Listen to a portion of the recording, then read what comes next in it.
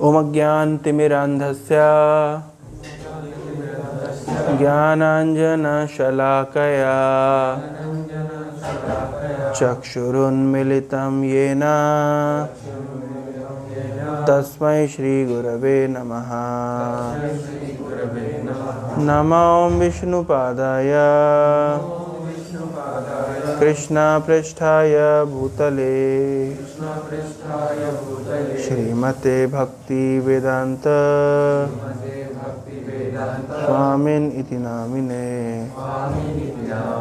नमस्ते सारस्वते देवे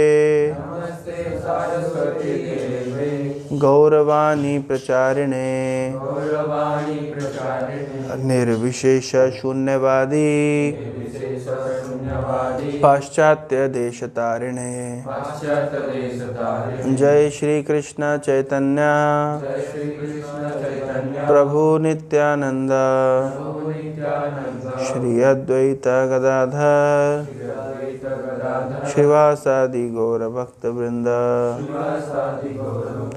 हरे कृष्णा कृष्णा कृष्णा हरे हरे हरे राम राम राम हरे हरे। हरे कृष्णा। तो हम लोग चर्चा कर रहे थे, लास्ट सेशन में इंट्रोडक्शन चर्चा किया था गोस्वामीज ऑफ वृंदावन, है ना। तो जैसे कि मैं बताया था, ये जो बुक है OBL कपूर के द्वारा लिखी गई है, जो कि शिल भक्ति सिद्धांत सरस्वती ठाकुर के एक डिसाइपल है। वो इलाहाबाद यूनिवर्सिटी में प्रोफेसर थे और रिसर्च स्कॉलर थे। वो शंकराचार्य के अद्वैत मत को मानने वाले थे, लेकिन शिल सिद्धांत सरस्वती के भक्ति सिद्धांत सरस्वती ठाकुर के संपर्क में आने के बाद वो वैष्णव हो गए, भगवान के भक्त हो गए। और उन्होंने बहुत सारे ग्रंथ लिखे हैं, जिसमें से ये एक ग्रंथ है जिसमें वृंदावन के इतिहास का वर्णन है, कैसे वृंदावन रीडिस्कवर हुआ, है ना। तो इसको हम एक एक अलग अलग गोस्वामी के पास टाइम्स हम सुनेंगे। नमस्ते सारस्वते देवे, न कि सरस्वती देवी, सारस्वत देवे। इसका अर्थ क्या हुआ कि भक्ति सिद्धांत सरस्वती ठाकुर के शिष्य सारस्वत, भक्ति सिद्धांत सरस्वती के शिष्य सारस्वत, उनको हम प्रणाम कर रहे हैं। यानी किसको प्रणाम कर रहे हैं? श्रील प्रभुपाद को। ये प्रभुपाद का प्रणाम मंत्र है, नमस्ते सारस्वते देवे। हम भक्ति सिद्धांत सरस्वती ठाकुर के शिष्य, उनकी कृपा प्राप्त, उनके प्रिय श्रील प्रभुपाद जी को प्रणाम कर रहे हैं। तो कभी कभी बोल देते नमस्ते सरस्वती देवी। हम भी जब इसको शुरू में जाते थे ना, बिल्कुल शुरू में फर्स्ट में, तो वो मंत्र सुनते थे नमस्ते सरस्वती देवी। तो हमको तो माइंड में तो सरस्वती देवी चलता था, तो हमको लगता था ये लोग सरस्वती की पूजा भी करते हैं।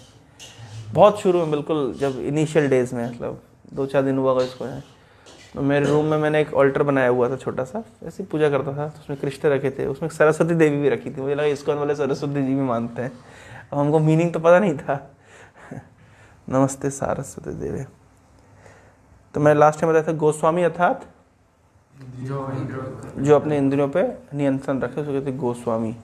हम लोग क्या हैं? गोदास। क्या है हम? डाउट है कुछ? गोदास हम नहीं? कितने बड़े हम गोदास है ना। जब करने के समय बिस्तर दिखता है और माला करूँ बिस्तर पे जाऊँ, चलो थोड़ा बिस्तर पे चले जाते हैं। तो हम हैं गोदास, और हम किसके विषय में सुन रहे हैं? गोस्वामी। क्यों सुन रहे हैं? ताकि हमारे अंदर भी गोस्वामी बनने के लिए प्रेरणा आए, है ना। हम किसी के गुणों को जब सुनते हैं तो स्वाभाविक रूप से, ये पता नहीं क्या मैकेनिज्म है, बहुत लॉ ऑफ नेचर है इस तरह का, समझ लीजिए। हम अगर गुणों को सुनते हैं तो हमारे अंदर गुणों का विकास होता है, और अगर हम किसी के दोषों को देखते हैं, दोषों को सुनते हैं, तो हमारे अंदर वही दोषों का विकास होता है। जैसे इसको उदाहरण समझिए, एक कहानी आती है कि एक बार एक एक गांव था, एक शहर था प्राचीन। वहाँ पे एक ब्राह्मण रहा करता था और ब्राह्मण भगवान की पूजा अर्चना करता था। और जहाँ ब्राह्मण रहता था तो एक रोड छोड़ करके सामने एक वैश्या रहती थी। तो वैश्या अपना कार्य करती थी। तो दिन रात ब्राह्मण क्या करता था, कभी है वैश्या देखो देखो देखो उसका कस्टमर आया, देखो देखो देखो देखो देखो वैश्या कोई आता, देखो वैश्या वाले थे वैश्या। तो ये पूजा अर्चन करता था, लेकिन इसका जो कॉन्शियसनेस है, इसकी चेतना है, वो कहाँ लगी थी? वैश्या पे लगी हुई थी। और जो वैश्या थी, यद्यपि वो वैश्या का कार्य कर रही थी, लेकिन सोचिए मैं कितना नगण्य कार्य कर रही हूँ। देखो ब्राह्मण देखो कितना भगवान की सेवा कर रहे हैं, कितना पूजा अर्चन कर रहे हैं, कितना प्रेम से भगवान की सेवा करते हैं। मैं कहाँ निंदनीय कार्य कर रही हूँ। तो जब मृत्यु का समय आया तो भगवान के धाम से विमान आया। तो विमान जाकर के वैश्या के घर के सामने खड़ा हो गया। तो ब्राह्मण कह रहा नहीं नहीं मैं इधर, ब्राह्मण मैं इधर इधर इधर आना है, वो वैश्या है, मैं ब्राह्मण हूं, मैंने पूजा करी है भगवान की, वो विमान आप गलत खड़ा करते हो, इधर इधर आइए। तो विष्णुदूत कहते हैं नहीं नहीं विमान हमने गलत खड़ा नहीं किया है, विमान वैश्या को लेने ही आया है, आपको लेने नहीं आया है। आपके लिए तो यमदूत आ रहे, देखो देखो उधर से आ रहे हैं। तो ब्राह्मण कह रहे मेरे लिए यमदूत क्यों आ रहे भाई, मैंने तो जीवन भर भगवान विष्णु की पूजा करी है। बोले आपने पूजा हाथ से करी है, लेकिन मन तो आपका उधर लगा हुआ था, जबकि वैश्या का मन इधर लगा हुआ था। तो मॉरल ऑफ द स्टोरी क्या है? हमारी चेतना कहाँ लगी हुई है ना। अगर हम किसी के गुणों पे ऊपर ध्यान देते हैं तो वो गुण वो क्वालिटीज हमारे अंदर आ जाती है, और किसी के दोषों को देखते हैं तो दोष हमारे अंदर आते हैं। तो इसलिए हम जब महान भक्तों के गुणों को देखते हैं, भक्तों की नहीं, सामान्य व्यक्ति की, कोई यह हो सकता है कि कोई मतलब बुरे से बुरा व्यक्ति भी अगर अंदर कुछ गुण है तो उस गुणों को देखने की हमको आदत डालनी चाहिए। ऐसा कहा जाता है, ये चाणक्य पंडित बताते हैं कि अगर सोने का सिक्का है, आपका कोई कीमती अंगूठी है और आप वो बाथरूम में गिरा दिए, क्या करोगे? मानो फ्लश में गिर गया हो, उसमें क्या करोगे? हाथ पे डाल के कैसे भी निकाल लोगे कि नहीं? क्यों? कीमती है। या अगर कोई सोने का सिक्का गिर जाए, क्या करोगे भाई? निकाल लोगे। क्यों निकाल लोगे? वो तो गंदा है, क्यों हाथ डाल रहे हो वहां पे? गंदा हो चाहे कुछ भी हो, कीमती वस्तु है, निकाल लेना चाहिए। तो उसी प्रकार से कोई व्यक्ति हो सकता है कि बहुत बुरा व्यक्ति हो, लेकिन उसके अंदर कोई अच्छा गुण मिल जाए, उस गुण को स्वीकार करना चाहिए। उस व्यक्ति के साथ ज्यादा संपर्क नहीं रखना चाहिए, लेकिन उस पर्टिकुलर गुण को स्वीकार कर लेना चाहिए। जैसे भागवतम में दत्तात्रेय अवधूत ने 24 गुरु बनाए। उन 24 गुरुओं में एक गुरु वैश्य भी है। कुत्ते से भी सीख रहे हैं, हाथी से भी सीख रहे हैं, पहाड़ से भी सीख रहे हैं, पेड़ से भी सीख रहे हैं। जैसे चाणक्य पंडित ने कुत्ते से शिक्षा बताई है। कुत्ते के ये गुण है, जैसे वफादारी का गुण कुत्ते के अंदर है, उसे सीखना चाहिए। हर पशु के अंदर कोई, गधे के अंदर कोई गुण है, उसको ले लेना चाहिए। इस प्रकार से तो फिर जब हम इन सामान्य पशुओं से कोई अच्छे गुणों को ले सकते हैं, फिर तो हम भगवान के नित्य पार्षदों की बात कर रहे हैं, जो आए ही जगत का उद्धार करने के लिए, कल्याण करने के लिए।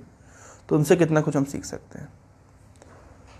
तो आज हम प्रथम अध्याय से शुरू कर रहे हैं, जिस पहले गोस्वामी का चर्चा करेंगे, लोकनाथ गोस्वामी। तो मैंने लास्ट टाइम बताया था लोकनाथ गोस्वामी कौन है? कौन है? नरोत्तम दास ठाकुर का नाम सुना है? नरोत्तम दास ठाकुर का नाम सुना है? बेटा सुना है? भूल गए? लास्ट टाइम सुना था? तुम थे लास्ट क्लास में? नहीं थे? कौन कौन था? आप तो थे ना? आप भी थे? कौन है नरोत्तम दास ठाकुर? गुरु पूजा, बस जिन्होंने गुरु पूजा लिखी है। श्री गुरु चरण पद्मा केवल भक्ति सदमा बंदा मुए सब धन माते। तो जिन्होंने गुरु पूजा लिखी है उनका नाम है नरोत्तम दास ठाकुर। नरोत्तम दास ठाकुर के गुरु हैं लोकनाथ गोस्वामी। लोकनाथ गोस्वामी ने एक ही शिष्य स्वीकार किया मात्र, और वो कौन है? नरोत्तम दास ठाकुर। नरोत्तम दास ठाकुर ने और भी बहुत सारे गीत लिखे हैं। वृंदावन रम्य स्थान दिव्य चिंतामणि धाम रत्न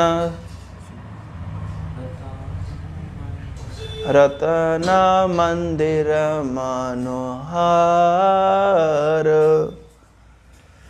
तो ऐसे कई गीत लिखे उन्होंने। तो उनके गुरु हैं लोकनाथ गोस्वामी। लोकनाथ गोस्वामी का इतिहास मैं बताऊंगा। तो सबसे पहले तो वृंदावन के विषय में आप क्या जानते हैं? भगवान कृष्ण ने वहां पे लीला विलास किया, ठीक है। क्या है ये वृंदावन? वृंदावन, वृंदा का वन है, ठीक है। और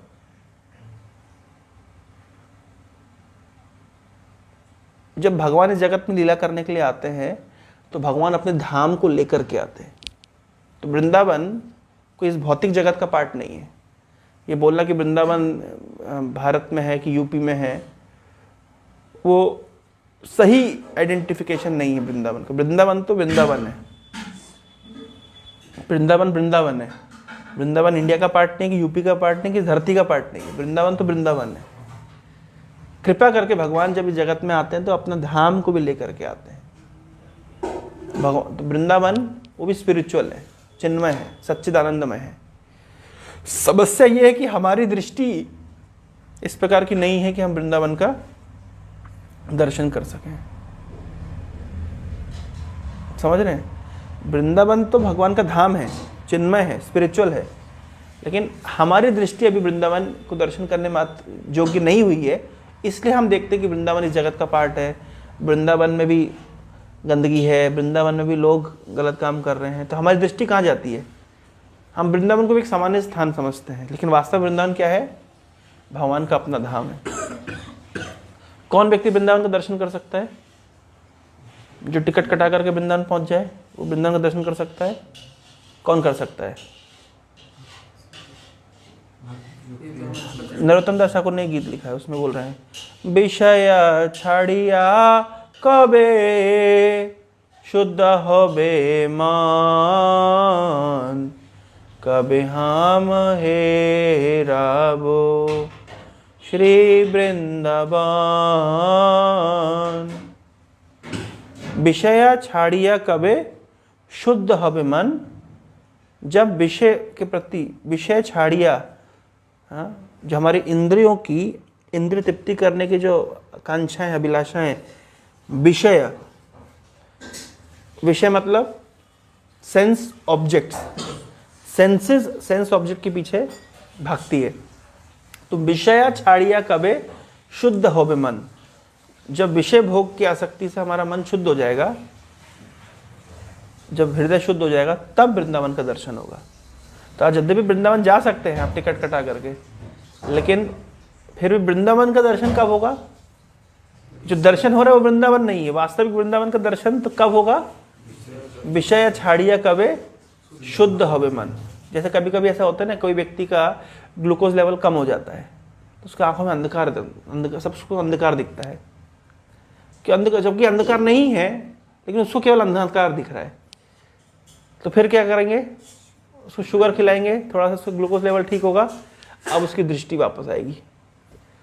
उसी प्रकार से हमारे हृदय की भक्ति बिल्कुल कम है तो वृंदावन जाकर के केवल मेटेरियल चीज़ें दिख रही है, अंधकार ही दिख रहा है। जब थोड़ा भक्ति का डोज बढ़ाएंगे तब क्या होगा? तो फिर वृंदावन का दर्शन शुरू होगा। ठीक है। अच्छा, वो डोज कैसे बढ़ाएंगे? वृंदावन में जाकर के वृंदावन की सेवा करने से डोज बढ़ेगा, वृंदावन में जाके नाम करने से डोज बढ़ेगा, वृंदावन में जाके वैष्णव की सेवा करने से डोज बढ़ेगा। तो इसलिए मतलब हम वृंदावन जो यात्रा पर जाते हैं वो क्यों जाते हैं? वो वृंदावन का दर्शन करने के लिए नहीं, हम यात्रा पे जाते हैं हमारा डोज, स्पिरिचुअल डोज बढ़ाने के लिए, जिससे वृंदावन का दर्शन हो सके। ठीक है, लेकिन जैसे कि बताया गया कि वृंदावन तो भगवान का धाम है। एक बार राधा रानी ने कृष्ण ने राधा रानी से कहा कि मैं धरती पे जा रहा हूँ लीला विलास करने, तुम भी चलो। राधा रानी ने मना कर दी, मैं नहीं जाऊंगी। तो क्यों? बोले जहां पे गिरी गोवर्धन नहीं है और जहां पे वृंदावन नहीं है, जहां पे यमुना नहीं है, मैं वहां जाके क्या करूंगी? तो भगवान का चिंता मत करो, मैं जहाँ लीला करूंगा मैं गिरी गोवर्धन को भी लेके जाऊंगा, यमुना को भी लेके जाऊंगा, वृंदावन को भी लेके जाऊंगा।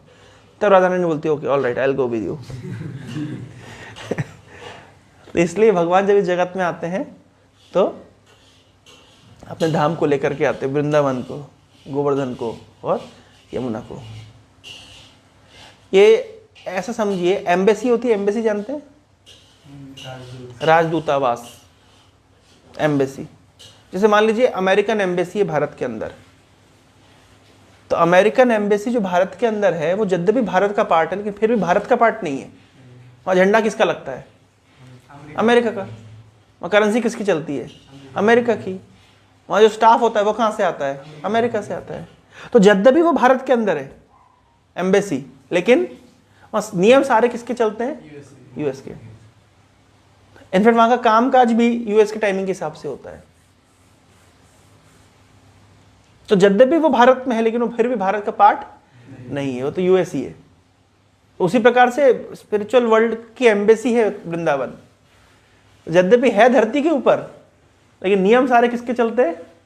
आध्यात्मिक जगत के। और जो लोग वहां पे पाए जाते ब्रजवासी, वो भी धरती के प्राणी नहीं है, वो तो भगवान के ही पार्षद है, सब भगवान के भक्त। सब दिखता है हमको सामान्यतः कि हमारे जैसे ही है, लेकिन वास्तव में भगवान की पार्षद है। उसी दृष्टि से देखना चाहिए। और वहां नियम किसके चलते हैं? स्पिरिचुअल भगवान के चलते हैं। भगवत गीता में भगवान ने कहा है कि मेरे धाम में न तद् भासते सूर्यो न शशांको न पावकः। मेरे धाम में सूर्य नहीं है, चंद्रमा नहीं है, अग्नि की जरूरत नहीं, बिजली नहीं चाहिए। तो हम वृंदावन में जो सूर्य देखते हैं वो कौन सा सूर्य? फिर तेज तो ये सूर्य भी तो भगवान से तेज निकल रहा है। इसका तो तेज थोड़ा ना कोई न्यूटन ने बनाया है, ये तेज तो भगवान से निकल रहा है। भाई वृंदावन भी, भाई भगवान गीता में क्या कह रहे हैं? न तद् भासते सूर्यो, और सूर्य की आवश्यकता नहीं है। तो वृंदावन में फिर सूर्य क्यों चमकता है? कोई सोचा आपने?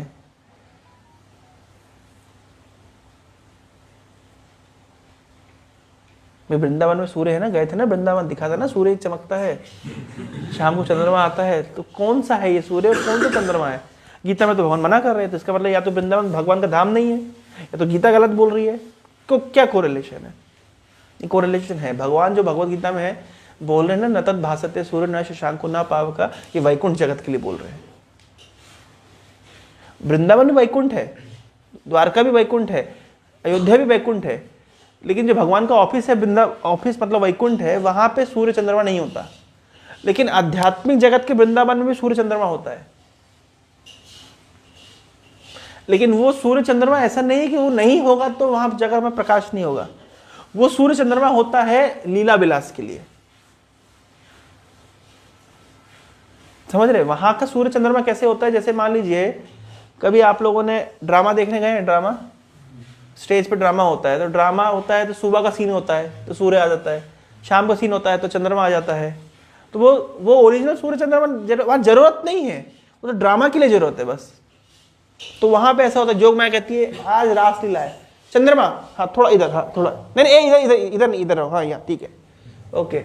ए सितारे एक इधर रहो, हाँ तुम वहाँ बेटर, ठीक है, एक यहाँ, हाँ यहाँ पे ठीक है, चलो अब लीला होगी, ठीक है ना। अब सुबह वाली लीला करनी, चलो चलो सूर्य सूर्य तुम आओ, हाँ इधर थोड़ा इधर रहो, हाँ यहाँ ये सही है, अब लीला होगी। सूर्य सुबह की लीला चल रही है, उधर शाम की लीला चल रही है, उधर रात की लीला चल रही है। तो लीला के डायरेक्शन के हिसाब से सूर्य चंद्रमा को सेट कर देती है योग माया। जो डायरेक्टर सेट करते हैं ना, स्टेज सेट होता है, तो वैसे सूर्य चंद्रमा सेट होता है। वहां जरूरत नहीं है, क्योंकि आध्यात्मिक जगत तो स्वयं प्रकाशित है। भौतिक जगत अंधकार में है, आध्यात्मिक जगत प्रकाश में है। यहाँ पे कृत्रिम व्यवस्था की गई है, आर्टिफिशियल व्यवस्था की गई है प्रकाश की। ये लाइट लगाई गई है, सूर्य है, चंद्रमा है, ये आर्टिफिशियल। अगर सूर्य चंद्रमा ना होते जगत में केवल अंधकारमय जगत है ये, है ना। लेकिन आध्यात्मिक जगत स्वतः प्रकाशित है, वहां किसी कृत्रिम व्यवस्था की जरूरत नहीं है। इसलिए वेद क्या कहते हैं, तमसो मा ज्योतिर्गमया, हमें इस अंधकार के जगत से उस प्रकाश के जगत में जाना है। सुनाइए वेदों का वाक्य, तमसो मा ज्योतिर्गमया, असतो मा सदगमया, मृत्योर मा अमृतम गमया। इस मृत्यु के जगत से हमें अमृत के जगत में ट्रांसफर होना है। इस असत जगत से, यहां जहां पे सब कुछ टेम्परेरी है, उससे सत जगत की ओर हमें ट्रांसफर होना है, ट्रांसेंड होना है। सही वर्ड है ट्रांसेंड होना है। तमसोमा ज्योतिर्गमया।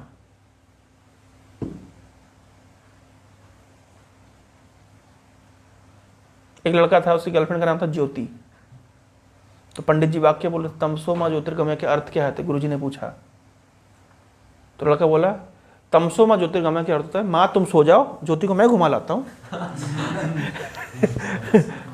ज्योतिर्गमय।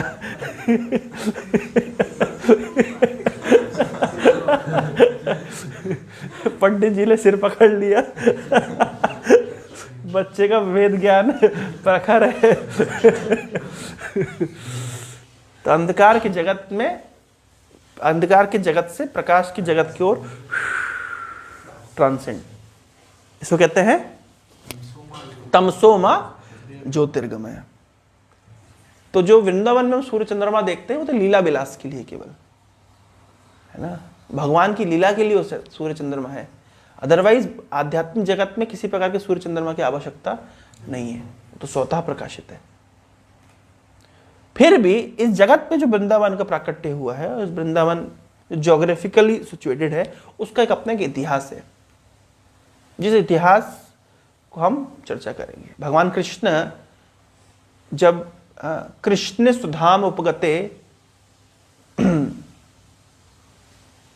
भागवत में एक श्लोक आता है, कृष्ण स्वधाम उपगते, जब कृष्ण अपने स्वधाम में वापस लौट गए, धर्म ज्ञानादि भी सह, तो ज्ञान धर्म सब उनके साथ चला गया।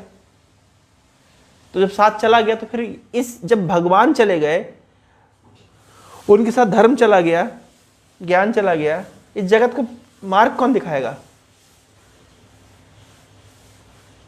कलौ नष्ट दृशाम ईशा, कलयुग में लोगों की दृष्टि नष्ट हो गई है, दिखाई नहीं देता, तो उनको मार्ग, टॉर्च लाइट कौन दिखाएगा? तो टॉर्च लाइट कौन दिखाएगा? पुराण अर्को अधुनोदितः, अधुनोदितः मतलब पुराण अर्क, अर्क मतलब सूर्य। तो एक सूर्य के समान तेजस्वी पुराण उदित हुआ। कौन सा पुराण है ये? श्रीमद् भागवत महापुराण। कब उदित हुआ? कृष्ण स्वधाम उपगते, जब कृष्ण अपने धाम में चले गए। और अकेले नहीं गए, धर्म ज्ञान आदि भी सह, उनके साथ साथ धर्म ज्ञान सब चला गया। तो लोग को जो कौन बच गए? हम लोग बच गए। और हमारी हालत क्या है? कलौ नष्ट दृशामेशा, हमारी आंखें अंधी हो गई, आंख होने पर भी दिखता नहीं है। कलयुग के अंधकार में दिखाई देना बंद कर देता है। उसको प्रकाशित करने के लिए, टॉर्च लाइट दिखाने के लिए कौन आएगा? श्रीमद् भागवत। आप लोगों ने बैक टू गॉडेड मैगजीन का देखिए, बैक टू गॉडेड मैगजीन लाओ जरा, मोबाइल दो, नेट खोलो, हम बताएं तो बड़ा ऐसा बैक टू गॉडेड मैगजीन।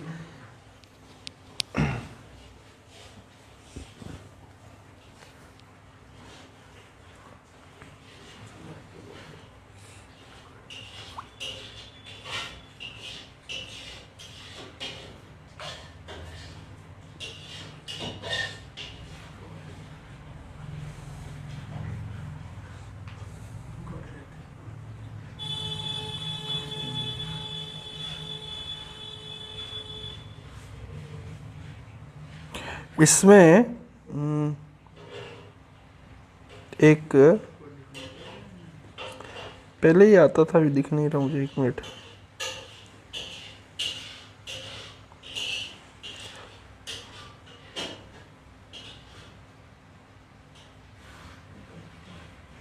नहीं, ये बैक टू गॉडेड में नहीं, ये भागवतम का एक चित्र है, मेरे को मिल नहीं रहा। ठीक है, मैं बाद में दिखाऊंगा। भागवतम फर्स्ट कैंटो है क्या हमारे पास?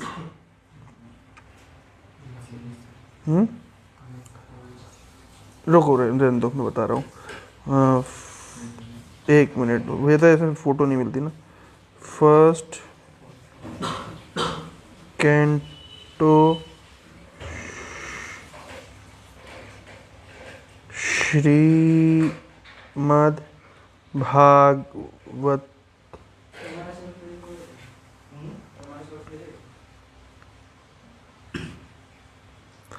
ठीक है, मैं इसमें अंदर की फोटोज, उसमें ऐसे दिखाया गया है, एक चित्र मैं आपको दिखा दूंगा भागवतम खोल करके। उसमें कैसा चित्र दिखाया गया है, तो ऐसे उसमें भागवत लिया हुआ एक व्यक्ति और ऐसे ऐसे दिखा रहे, तो टॉर्च लाइट निकल रही है भागवत से, या नहीं है? एनीवे, मैं बाद में आपको दिखा दूंगा।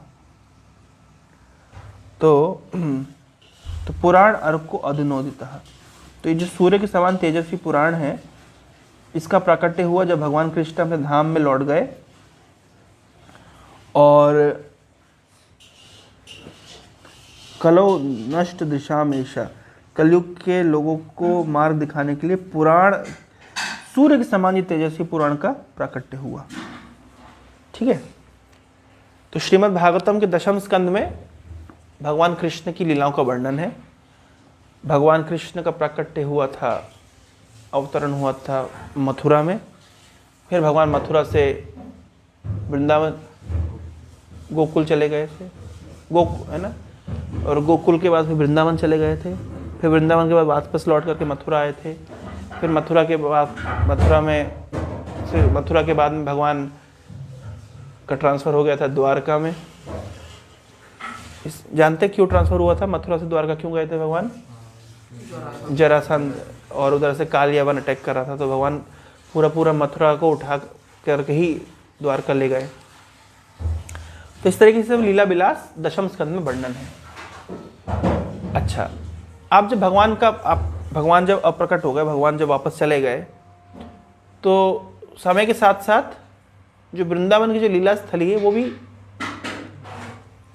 मतलब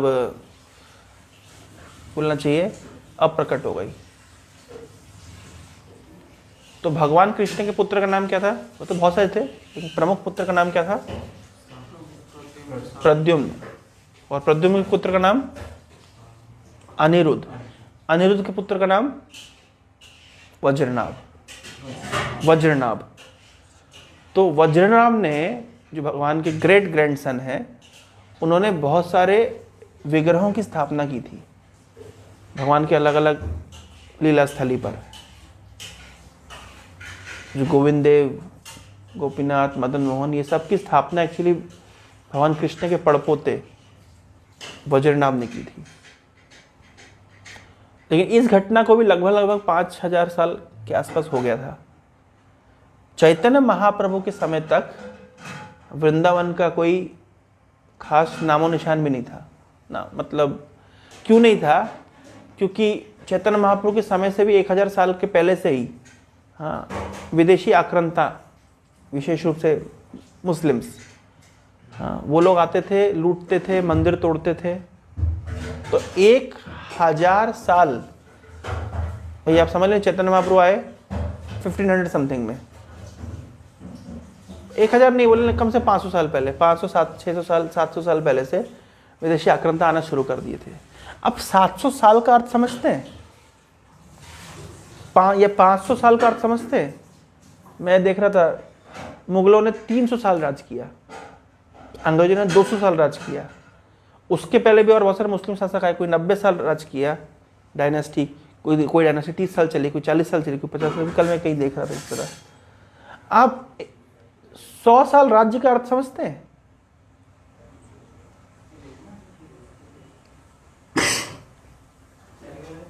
नहीं समझते। 100 साल राज्य का अर्थ क्या होता है? कोई शासन 100 साल चला, इसका अर्थ क्या है? आज जैसे हम एक स्टेबिलिटी का अनुभव कर रहे हैं ना, अभी स्टेबिलिटी समझ रहे हैं, अभी स्टेबल है ना, हमारे गवर्नमेंट सब कुछ स्टेबल है, सिस्टम रूल स्टेबल है। अच्छा, कब से स्टेबल है ये? नहीं, हर 5-7 साल में रिवोल्यूशन होता है। आज हम इतना स्टेबल समझ रहे हैं, जैसे मान लीजिए, अब एग्जांपल देता हूं, क्योंकि आप लोग कॉम्पिटिटिव एग्जाम के प्रिपरेशन वाले लोग नहीं, इसलिए आप लोग को बहुत से ज्ञान नहीं है। जो लोग कॉम्पिटिटिव पढ़ते हैं उन लोग को ये सब चीज़ें नॉलेज होती है। आप लोग इंजीनियरिंग और क्या है तुम्हारा फील्ड, फार्मेसी है, मतलब आप लोग लिमिटेड स्पीयर में रह गए। कॉम्पिटिटिव वाले बच्चों के वास्ट को करना, तो मैं कॉम्पिटिटिव वाले बच्चों से उठना बैठना करता हूँ, तो मुझे काफ़ी कुछ पता चल जाता है। जैसे मैं उदाहरण के तौर पे आपको आइडिया देता हूँ, जैसे आज आपको कोई इंडस्ट्री खोलनी है भारत में, इट इज़ वेरी डिफिकल्ट। आज भी भारत में कोई स्टार्टअप आपको करना है, ease of doing business is very difficult. जैसे मान लीजिए अगर आपको कोई रेस्टोरेंट खोलना है, तो आपको कम से कम 25 प्रकार के लाइसेंस चाहिए। सर आपको 25 सरकारी दफ्तरों में दौड़ना पड़ेगा। इट्स वेरी डिफिकल्ट, यस और नो? लेकिन 1992 से पहले it was even more difficult. आज अगर कोई फैक्ट्री खोलना है, किसी को कोई इंडस्ट्री खोलना है, तो अभी जैसे अब पिछले 5 साल में मोदी जी लेके आए हैं startup India, startup Odisha, make in India, है ना। मेक इन इंडिया का आइडिया मोदी जी के पास कब आया जानते हैं? जब चाइनीज प्रोडक्ट को बॉयकॉट करने की बात उठी थी, गलवान घाटी में जब ये हो रहा था, हम चाइनीज को बैन करेंगे, चाइनीज को हम बॉयकॉट करेंगे। चाइनीज को बॉयकॉट करेंगे तो क्या बनाएंगे? स्वदेशी बनाएंगे। जैसे उस जमाने में, गांधी जी के जमाने में, स्वदेशी अपनाओ, स्वदेशी अपनाओ।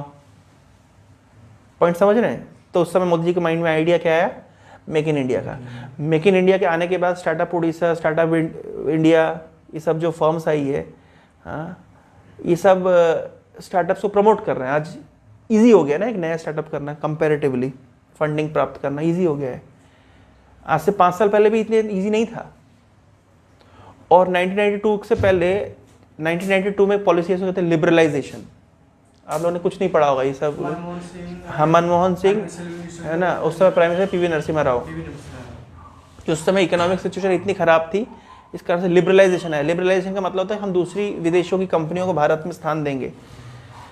सिंगापुर ग्रो किया, क्यों? Just because of the liberal policies. Dubai grow करता है, क्यों? क्योंकि वहां पे आप कोई भी जाके अपनी कंपनी खोले तो टैक्स फ्री है। समझ रहे हैं? तो ये सब पॉलिसी के कारण आज इजी हो गया है। मतलब पहले लेकिन इंडिया में बिजनेस करना बहुत मुश्किल था, इसलिए कोई कंपनी वास्तव में इंडिया सब गवर्नमेंट कंट्रोल करती थी, इंडिया आना पसंद नहीं करती थी। अब इंडिया में अगर कंपनियां नहीं आएंगी तो इंडिया के लोगों को एम्प्लॉयमेंट नहीं मिलेगा, तो उससे गरीबी रहेगी, उससे लोअर स्टेटस रहेगा, स्टैंडर्ड हाई नहीं रहेगा, बहुत सारी चीजें हैं। तो मैं बता रहा हूं ये 10, 20, 25 साल के अंतराल में कितने मेजर चेंजेस होते हैं। अब आप इमेजिन करिए कि कोई सल्तनत 50 साल रह गई, कोई 100 साल रह गई, और मुगल लोग 300 साल रह गए। 300 साल मतलब 10-10 जनरेशनें निकल गई। कितना बड़ा टाइम स्पेन है ये। अभी हम क्या हिस्ट्री पढ़ते हैं तो बोलते 500 साल पहले ये हुआ था, 100 साल पहले ये था। आज एक बात बताओ, जटनी के शहर का 100 साल पुराना इतिहास है कि नहीं है? 100 साल पुराने पहले था कि नहीं था जटनी? आज एक भी बिल्डिंग बताओ 100 साल पुरानी। तो भगवान चैतन्य महाप्रभु आए 500 साल पहले और भगवान कृष्ण आए 5000 साल पहले। 4500 साल के डिफरेंस में कितने चेंजेस आए होंगे। अब चलो मान लीजिए मथुरा, काशी है कि कांचीपुरम की, इन सब शहरों का अस्तित्व था, लेकिन फिर मुगल आए, वो कम से कम 500-700 साल में डिस्ट्रॉय। 500-700 साल एक सत्ता, ऐसी सत्ता जो केवल मंदिर तोड़ने में लगी हुई है। इमेजिन करिए उस जमाने में 500-700 साल केवल, उसके बाद भी जो बचा है वो इतना सारा है तो उससे पहले कितना होगा आप इमेजिन कर लीजिए। केवल 40,000 मंदिर को तोड़ा गया है। तो सोचिए ना, आज जितने मंदिर हैं भारत में, मैं ऐतिहासिक मंदिरों की बात कर रहा हूं, आप दक्षिण भारत के मंदिरों को देखिए, भव्य गोपुरम उन मंदिरों के, मतलब एक से बढ़कर एक। आप रंगनाथ स्वामी का मंदिर देख लीजिए, आप अनंत पद्मनाभ का मंदिर देख लीजिए, आप कोई भी मंदिर उठा के ले, आप रामेश्वरम देख लीजिए, आप कोई भी एक एक मंदिर उठा के देख लीजिए, इनका भव्य मंदिर है, भव्य आर्किटेक्चर है। और ये तब जब 1000 साल लगभग विदेशी आक्रांताओं ने उसको अटैक किया है।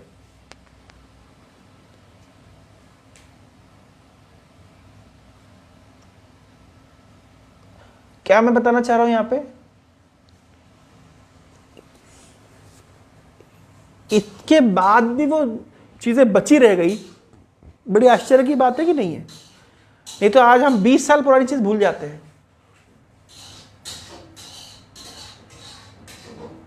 तो पॉइंट क्या हो रहा है कि जैसे सबसे पहले आए मोहम्मद गजनवी 117 AD में, 17 बार उसने भारत में इन्वेजन किया। किससे युद्ध हुआ था? पृथ्वीराज चौहान। और 17 बार हार के गया पृथ्वीराज चौहान ने, छोड़ दिया।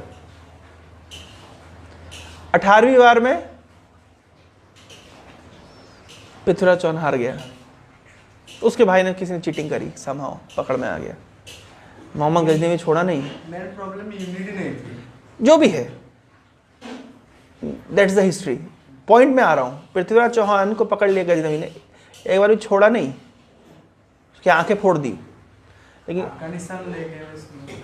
पृथ्वीराज चौहान को लेकिन एक कला आती थी, शब्द भेदी बाण। शब्द सुन करके बाण चलाते थे। उन्होंने मोहम्मद गजनी को कैसे मारा था पता है? उनके मंत्री ने बोला 8 हाथ 24 गज अंगुल अष्ट प्रमाण, ता ऊंचे सुल्तान है मत चूके चौहान। मतलब एक दोहा दिया, दोहा बोला, क्या बोले? 8 हाथ मतलब 8 फुट, 8 हाथ कितना होता है? इतना होता है, मुझे पता नहीं, जितना भी होता है 8, उनका जो भी कैलकुलेशन रहता हो, उस समय का जो भी ऐसा ही सिस्टम चलता हो। 8 हाथ 24 गज अंगुल अष्ट, 8 अंगुल, इतनी दूरी पर अब वो इतनी दूरी सुल्तान बैठा है, चौहान मत चूको। ये सुन करके और ये निशान लगा के मोहम्मद गजनी को मार दिए।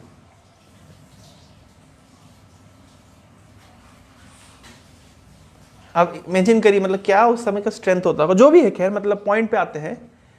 तो मोहम्मद गजनवी आए, 17 बार सोमनाथ के मंदिरों को लूटा, मथुरा वृंदावन को तबाह किया।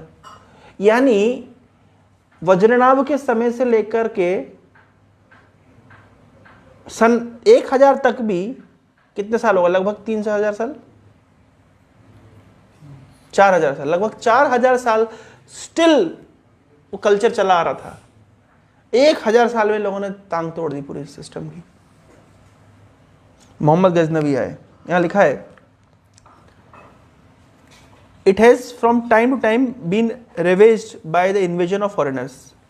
In 117 AD, Muhammad Ghaznavi conducted his 17th invasion. He demolished many temples and carried away with him so many statues made of gold and silver and so much jewelry that 100 camels were required to carry them. कितना लूट मचाए?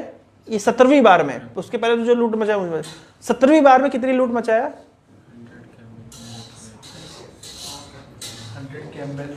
100 camel में उसको बाहर रख करके सोना और चांदी जाएगा। Among the temples he demolished, क्या क्या तोड़ा उसमें से आता है, the famous at the birth place of Shri Krishna Mathura, भगवान कृष्ण की जन्मभूमि को तोड़ा था। इतिहासकारों ने लिखा है, this temple was so gigantic and beautiful that according to Mohammed himself it could not have been build in less than 200 years. उस मंदिर को बनाने में कम से कम 200 साल लगा होगा। आप जानते हैं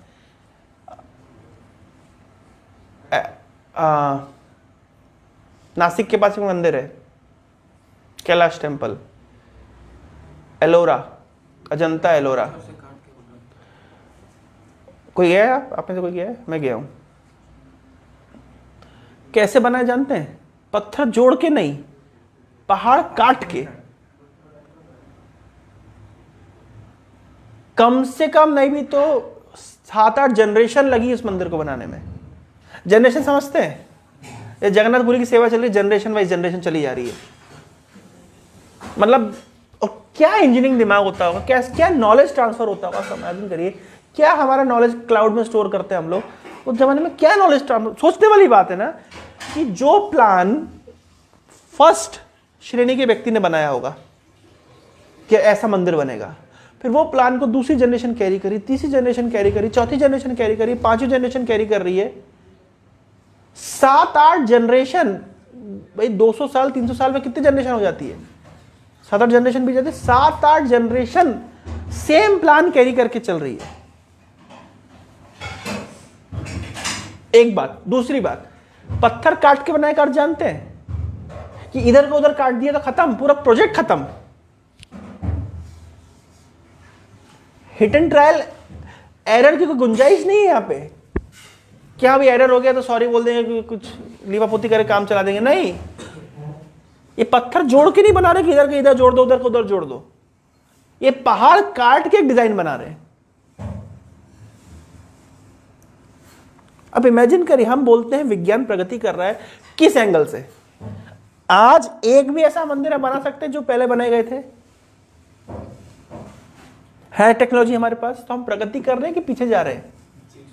कॉमन सेंस भाई, कुछ कुछ चीजें बिल्कुल कॉमन सेंस समझ आती है। पहले के लोग सोने की प्लेट में खाते थे, यार उनका थूकने वाला पीक दान चांदी का होता था।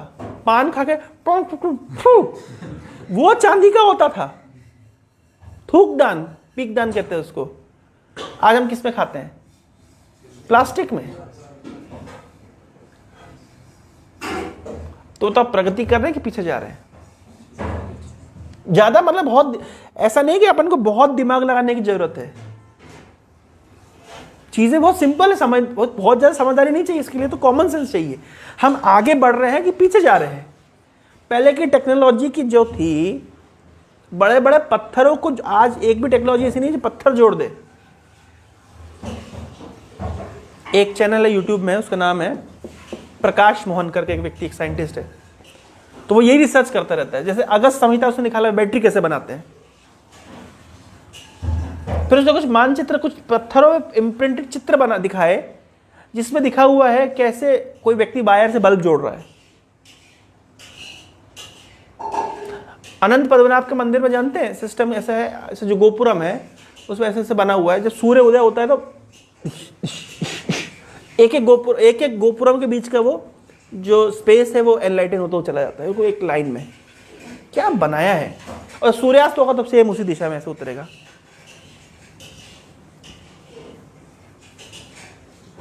मैं ये सब बातें क्यों बता रहा हूं, ये सब इतिहास जानना क्यों जरूरी है? आप लेक्चर को देख करके इतना समझ जाएंगे कि ये टेक्नोलॉजी हमारे पास नहीं है।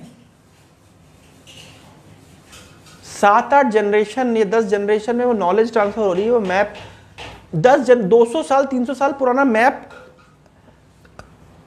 आजकल सरकारी में, जो एग्जांपल किसी ने बोला, आप एक मेम आया था, चाइनीज बोलते हैं हाँ हम इंडियन इंफॉर्मेशन को हैक करेंगे, और फिर फोटो आई जो सरकारी दफ्तरों में से फाइलें रखी होती, बोले ये है इंडियन इंफॉर्मेशन, कर हैक। क्या हैक करेगा वो? देखा आपने सरकारी दफ्तरों की फाइलों को देखा, ऐसे कैसे रद्दी की तरह पड़ी रहती है। भैया से ये जमीन हम रह रहे हैं, तो ये जमीन किसकी है, इसके पहले किसकी थी, उसके पहले किसकी थी, उसके पहले किसकी थी, उसके पहले किसकी थी, ऐसे करके ये सब रिकॉर्ड कहाँ रहता है? तो आजकल तो ऑनलाइन आ गया, पहले कहाँ रहता था रिकॉर्ड? फाइलों में लिखा रहता था। अब वो फाइल की फाइल अब किसी सरकारी दफ्तर में जाके देखिए ऐसे पड़ी हुई है। चाइनीज बोल रहे हम इंडियन इंफॉर्मेशन हैक करेंगे, बोल देख ले ये रही इंफॉर्मेशन, कर हैक। क्या करेगा हैक?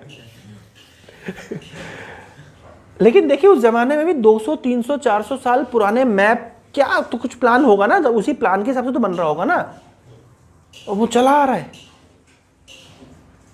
क्या मतलब आप समझिए, जस्ट थिंक। तो वही बोल रहे हैं कि भगवान कृष्ण का जो मंदिर था उस जमाने में, जिसको मोहम्मद गजनी ने लूटा था, वो इतना भव्य था कि उसको कम से कम 200 साल लगे होंगे बनाने में। और कोई सोने चांदी की कमी नहीं थी। आप समझ लीजिए कितना सोना कभी कभी आप किसी मंदिरों में जाएंगे ऐसे आपको खुरदरा सरफेस मिलेगा, तो आपके मन में प्रश्न रहेगा ये खुरदरा खुरदरा क्यों, ये स्ट्रीमलाइन क्यों नहीं है? कारण ये है कि खुरदरा होता है क्योंकि इसके ऊपर गोल्ड प्लेटिंग थी। गोल्ड प्लेटिंग खुरदरा होता है, फ्रिक्शन रहता है ना, तो उससे चिपक जाएगा। ये दुष्ट लोग आए, सब गोल्ड निकाल निकाल खींच खींच के लेकर गए।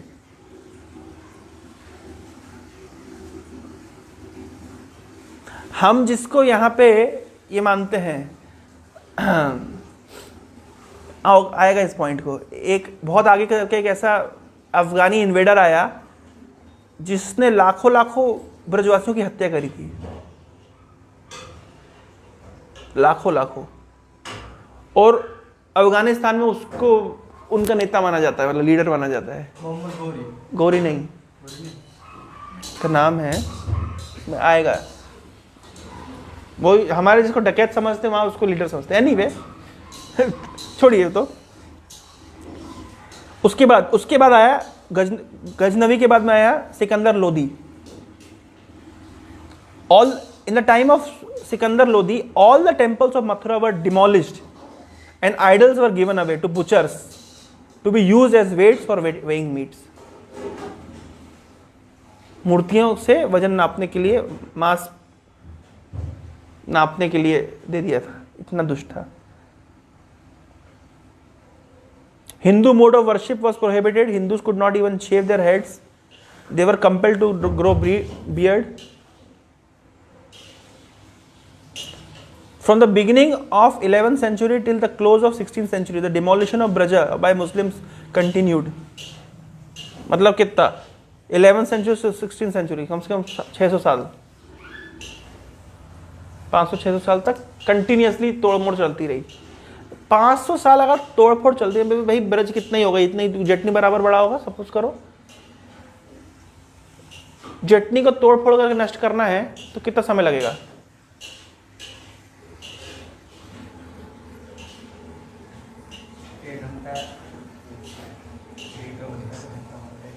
जापान के प्रधानमंत्री ने बिहार के चीफ मिनिस्टर को कहा, आप हमें 12 महीने के लिए बिहार दे दीजिए, हम बिहार को जापान बना देंगे। तो बिहार के चीफ मिनिस्टर कहा, आप 12 दिन के लिए जापान दे दीजिए, हम जापान को बिहार बना देंगे।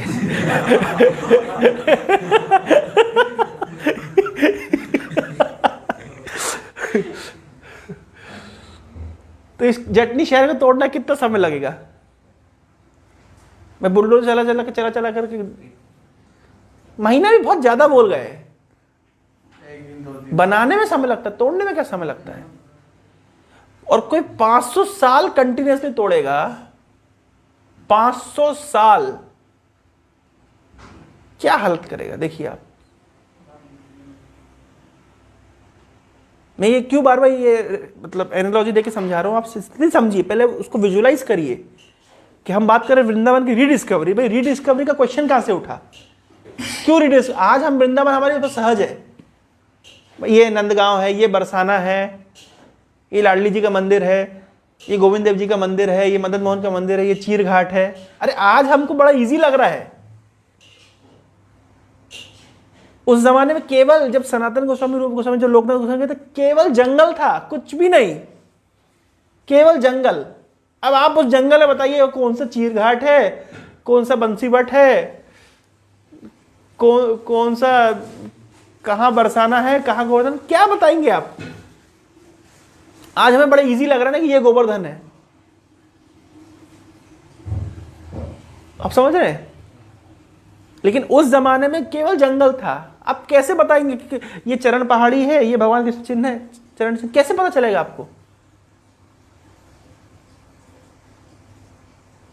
अब इमेजिन करिए, सिनेरियो को इमेजिन करिए कि रीडिस्कवरी ऑफ वृंदावन जो क्वेश्चन उठ रहा है वो क्यों उठ रहा है? क्योंकि इतने हजारों सालों के आक्रांताओं के अटैक के कारण वहां की क्या हाल, पुजारियों ने भगवान के विग्रह को जमीन में छुपा दिया, काशी विश्वनाथ को कहां डाल दिया, एक पुजारी ले करके उसको कुएं में कूद गया, जस्ट बिकॉज ये अटैक हो रहे थे। जो हम काशी विश्वनाथ की पूजा करते हैं या सोमनाथ की पूजा करते हैं वो ओरिजिनल विग्रह नहीं है, ओरिजिनल शिवलिंग नहीं है। इसका प्रत्यक्ष प्रमाण है। जो गोविंद देव जी हम वृंदावन में हैं, वो वृंदावन से राजस्थान चले गए, राजस्थान में ओरिजिनल विग्रह है। ये सब अटैक के कारण। तो इसलिए क्वेश्चन उठ रहा है rediscovery of Vrindavan. Rediscovery question क्यों उठ रहा है? क्योंकि इतने 500-600 साल के इतिहास में ये सब चीजें हुई है। एक आध पॉइंट और कवर करता हूं।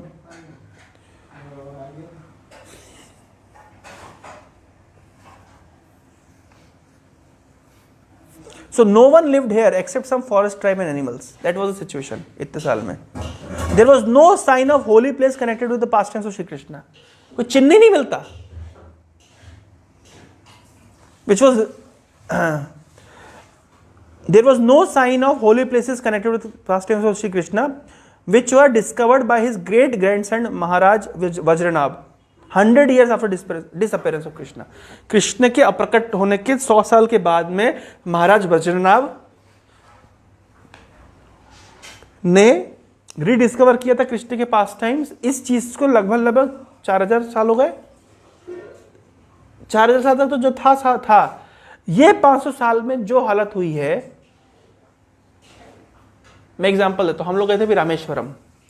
रामेश्वरम का लास्ट पॉइंट है, उसको कहते हैं धनुषकोडी। गया कोई आपने से सुना है? वहां पे फिर राम सेतु है ना। तो धनुषकोडी के पास में एक्चुअली एक टाउन था।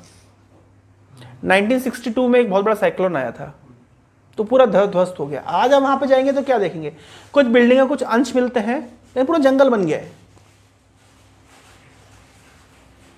तो वो उनके लिए टूरिस्ट साइट हो गया। वो लोग दिखाते हैं, आप वो आपको साइट देखने चलेंगे क्या? वहाँ पे शहर था, एक रेलवे स्टेशन भी था, सब कुछ तबाह हो गया एक साइक्लोन में। 1962 में आया था। 62 मतलब आज से कितना साल हो गया? 65 ईयर्स यही होगा।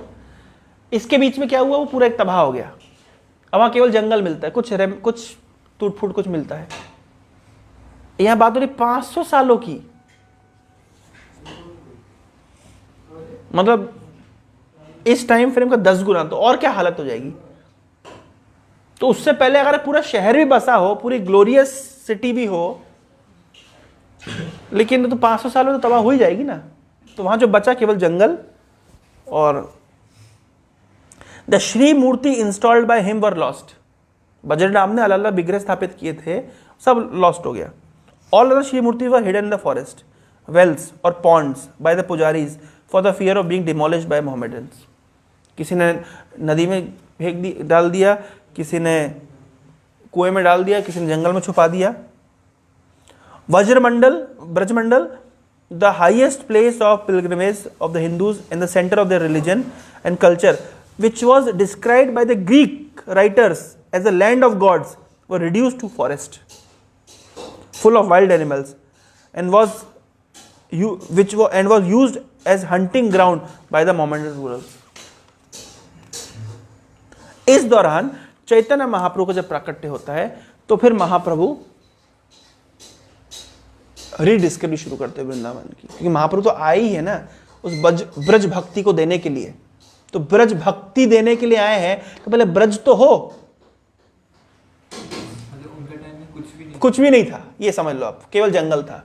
मतलब जो टेंपल है अभी कुछ भी नहीं। आज जो भी आप वृंदावन में देख रहे हैं, चैतन्य महाप्रभु के समय केवल जंगल था। आप राधा कुंड देखे? आप गए क्या वृंदावन? आप गए राधा कुंड देखे? कैसा देखा राधा कुंड आपने? राधा कुंड देखा है? क्या देखा है राधा कुंड में?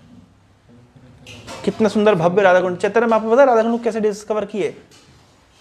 चैतन्य महाप्रभु एक चावल के खेत में छोटा सा पॉन्ड देखे और महाप्रभु को भावावेश हुआ, ये है राधा कुंड है। महाप्रभु उसमें स्नान किए। दिस इज राधा कुंड। अब हम कैसे माने यही राधा कुंड है? भाई तो चैतन्य महाप्रभु ने आइडेंटिफाई किया ये राधा कुंड है, इसलिए हम मान रहे राधा कुंड है। On the authority of Chaitanya Mahaprabhu we are accepting this is Radha Kund. Otherwise किसको पता ये राधा कुंड है? चैतन्य महाप्रभु। उसके बाद में रघुनाथ दास गोस्वामी ने फंडिंग करा करके उसका घाट बनवाया। आज हम जो राधा कुंड स्वरूप में देखते हैं उसका बहुत हिस्सा रघुनाथ दास गोस्वामी के द्वारा डेवलप किया गया है। इतना ही नहीं, इंटरेस्टिंगली आज आप ब्रज के किसी भी तीर्थ क्षेत्र में जाएंगे, योगी जी की कृपा से भी वो पूरा डेवलप हो गया है। नहीं, आप किसी भी मंदिर में जाइए, इतना ब्यूटिफिकेशन किया गया है, इतना सुंदर आर्किटेक्चर, पत्थर उत्थर लगा करके। हाँ, हम लोग गए थे रसखान की समाधि पे, नाम सुना रसखान? एक मुस्लिम भक्त है भगवान कृष्ण के, क्या सुंदर, मतलब मोर चुक चुक चुक कर रहे हैं। वृंदावन के विषय में लिखा गया है षड गोस्वामी में, कूजत कोकिल हंस सारस गणा, किरणे मयूराकुले, नाना रत्न निबद्ध मूल बिटपा, श्रीजुक्त वृंदावने। तो कूजत कोकिल हंस सारस गणा, किरणे मयूराकुले। कोकिल कूजत कर रही है, मयूर है, नाना रत्न निबद्ध मूल बिटपा, श्रीजुक्त वृंदावन है। वृंदावन श्रीजुक्त है। तो हम जब रसखान की समाधि में गए, रसखान की समाधि में इतना सुंदर ब्यूटिफिकेशन किया गया है, बढ़िया सुंदर सुंदर पत्थरों से बनाया गया है, पाथवे बनाया गया है, मोर खेल रहे हैं, देख करके लगता है पूरा जंगल है बीच में वैसे बना हुआ है। वृंदावन का फील आता है, वृंदावन यहाँ है। वृंदावन जो हमारा मंदिर जहाँ सिचुएटेड है, मेन वृंदावन सिटी, उसमें तो वृंदावन का फील ही नहीं आता है। क्यों नहीं आता है? क्योंकि वो तो पूरा शहर बन गया है, वो दिल्ली सिटी का एक्सटेंशन हो गया। दिल्ली वाले सैटरडे संडे को टाइम पास करने वृंदावन आते हैं, इसलिए वृंदावन में जो पूरा इतना ट्रैफिक जाम रहता है। मंदिर के अंदर वृंदावन का फील आता है, लेकिन मंदिर के बाहर तो इतना ये चलता है। वृंदावन का असली फील दो जगह पे आता है, तो रसखान की समाधि पे आता है, और दूसरा कहते हैं टेर कदम। टेर कदम में जहां भगवान कृष्ण पेड़ पे चढ़ करके टेर लगाते थे, गायों को बुलाते थे, सब गायों को आवाज दे देकर भगवान बुलाते थे। वहां पे भी आप जाएंगे तो मोर है और सुंदर सा बगीचा है, पॉन्ड बना हुआ है, जहाँ पे रूप गोस्वामी बैठ करके शास्त्र लिखते थे। तो इतना सुंदर फील आता है। लेकिन अभी योगी जी ने, आप जिस भी जाइए, हम लोग गए थे जो जहाँ पे वृंदा देवी का मंदिर है, तो इतना सुंदर उसको डेवलप किया गया है। हर जगह, हर स्थान, एक एक स्थान जहाँ भगवान ने मोती उगाए थे, मोती के खेत। लीला सुनिए, नहीं सुनी? एक बार भगवान कृष्ण को चैलेंज दिया गया था गोपियों के द्वारा, है ना। भगवान कृष्ण ने कहा था, इस तरह कुछ मैं एग्जैक्टली आएगा पास टाइम में आगे, कि मुझे कुछ मोती दो, मैं मोतियों की खेती करना चाहता हूँ। तो लगा मोती थोड़ी ना ऐसे आते हैं, मोती तो समुद्र से आते हैं। वो नहीं तुम दो।